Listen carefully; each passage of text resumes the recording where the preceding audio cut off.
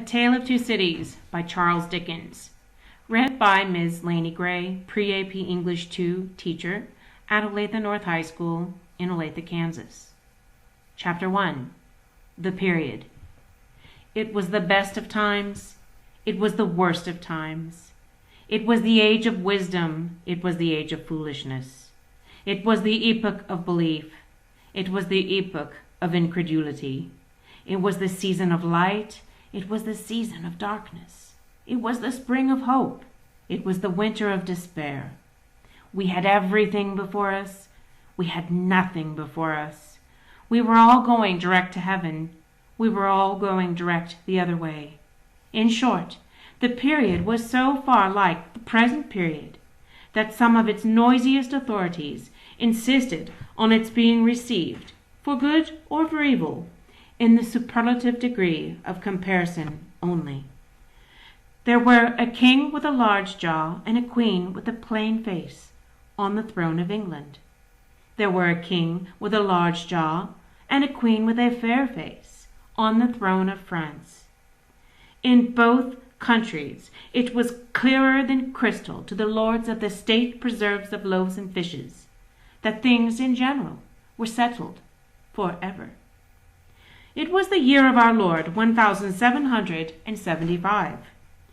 Spiritual revelations were conceded to England at that favored period, as at this.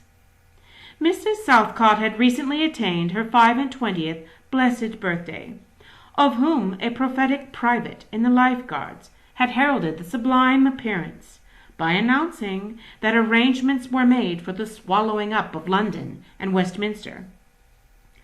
Even the Cock Lane ghost had been laid only a round dozen of years after rapping out its messages as the spirits of this very year last past, supernaturally deficient in originality, rapped out theirs.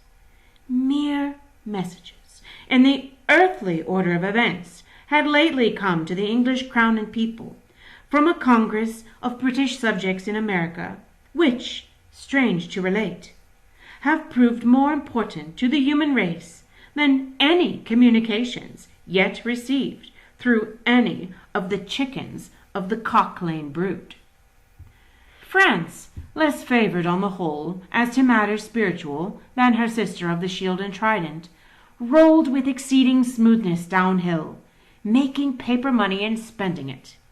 Under the guidance of her Christian pastors, she entertained herself, besides, with such humane achievements as sentencing a youth to have his hands cut off, his tongue torn out with pincers, and his body burned alive, because he had not kneeled down in the rain to do honor to a dirty procession of monks which passed within his view at a distance of some 50 or 60 yards. It is likely enough that, rooted in the woods of France and Norway, there were growing trees, when that sufferer was put to death, already marked by the woodman fate, to come down and be sawn into boards, to make a certain movable framework with a sack and a knife in it, terrible in history. It is likely enough that, in the rough outhouses of some tillers of the heavy lands adjacent to Paris, there were sheltered from the weather that very day rude carts, bespattered with rustic mire, snuffed about by pigs, and roosted in by poultry, which the farmer, Death, had already set apart to be his tumbrils of the Revolution.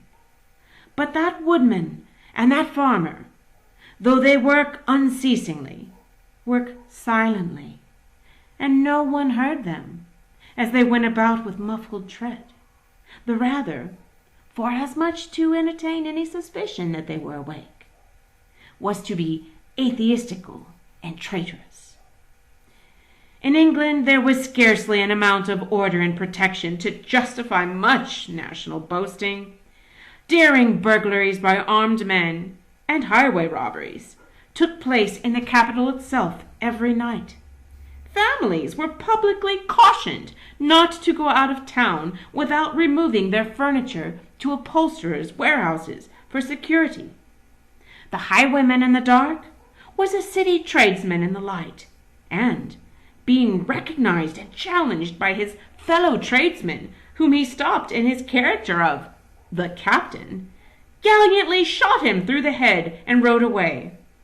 The male was waylaid by 7 robbers, and the guard shot 3 dead, and then got shot dead himself by the other 4, in consequence of the failure of his ammunition, after which the male was robbed in peace.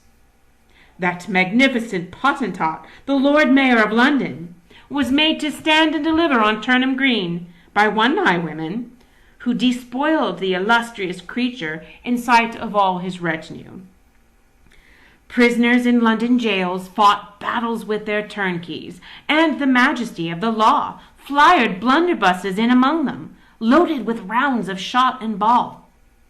Thieves snipped off diamond crosses from the necks of noble lords at court drawing-rooms.